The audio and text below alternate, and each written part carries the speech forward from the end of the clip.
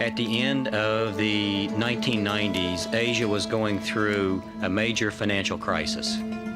Indonesia was hit particularly hard.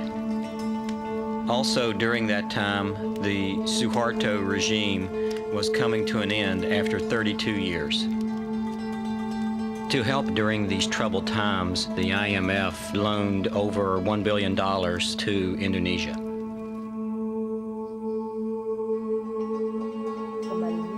It was rumored in the press that there had been an illegal payment of about $70 million from Bank Indonesia to Bank Bali, and that some of this money was intended to influence votes in the upcoming presidential election. PricewaterhouseCoopers was called in by IBRA and the state audit agency to investigate if, in fact, any illegalities had taken place in the Bank Bali payment. Having the right team in place was critical. We were bringing in experienced investigators, experienced forensic accountants, and highly credentialed people who understood the banking business.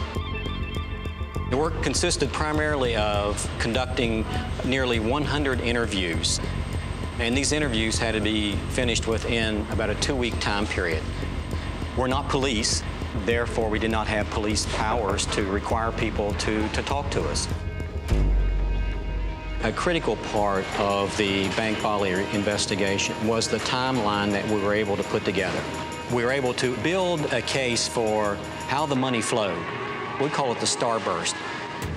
It was just like a meteor or a galaxy explosion. The star just burst and it went out into many different locations. Money went to individuals, it went to pay off loans, it went to money changers. So there were a lot of different people who were involved in receiving the $70 million payment.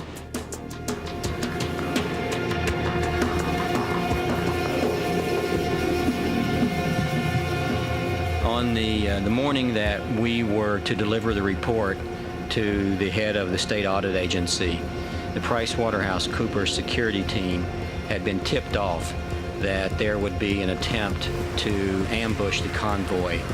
Their intelligence was that once the report was being delivered, there were going to be vehicles which would puncture the tires of the car that we were in, and that they would reach into the car and confiscate the report so that it could not be delivered.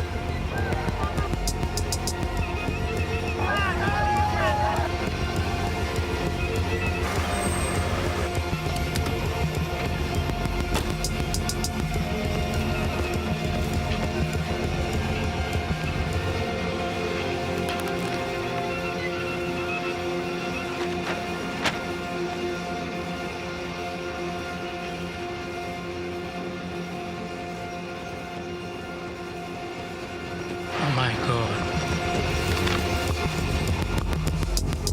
Once the head of the state audit agency saw the names that were on that starburst, it was enough for him to know that this needed to be under police control.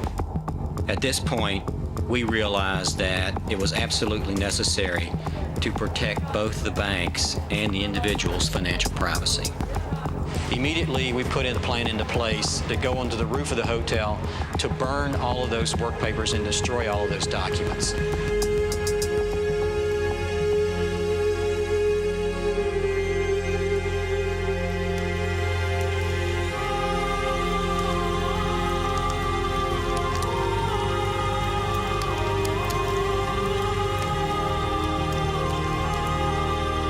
Shortly after our testimony before Parliament, the starburst appeared in the local newspapers for all Indonesians to see.